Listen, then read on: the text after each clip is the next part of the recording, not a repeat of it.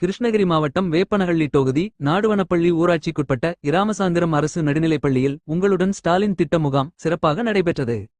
முன்னாள் ஊராட்சி மன்ற தலைவர் திருமதி வளர்மதி குணசேகரன் தலைமையில் நடைபெற்ற இந்த முகாமை மேற்கு மாவட்ட திமுக செயலாளரும் சட்டமன்ற உறுப்பினருமான ஒய் பிரகாஷ் மற்றும் மேற்கு மாவட்ட திமுக துணைச் செயலாளரும் முன்னாள் எம்எல்ஏவுமான முருகன் ஆகியோர் குத்துவிளக்கு ஏற்றி துவக்கி வைத்தனர். பின்னர் அரசு துறைகள் வாரியாக அரங்குகள் அமைக்கப்பட்டு பொதுமக்களிடமிருந்து மனுக்கள் பெறப்பட்டு கணினியில் பதிவேற்றம் செய்யப்பட்டது. இதில் கலைஞர் மகளிர் உரிமை தொகை, வீட்டுமனை பட்டா, இலவச மருத்துவ காப்பீட்டு திட்டம், கல்விக்கடன், ரேஷன் அட்டை, குடும்ப அட்டை பெயர் சேர்த்தல் மற்றும் நீக்கம் போன்ற பிரச்சினைகள் தொடர்பாக பொதுமக்கள் மனுக்கள் அளித்தனர். பல மனுக்கள் மீது உடனடியாக நடவடிக்கை எடுத்து அதற்கான ஆணைகளும் வழங்கப்பட்டன. ஏராளமான ஏழை எளிய மக்கள் கலந்து கொண்டு பயன்பெற்றனர்.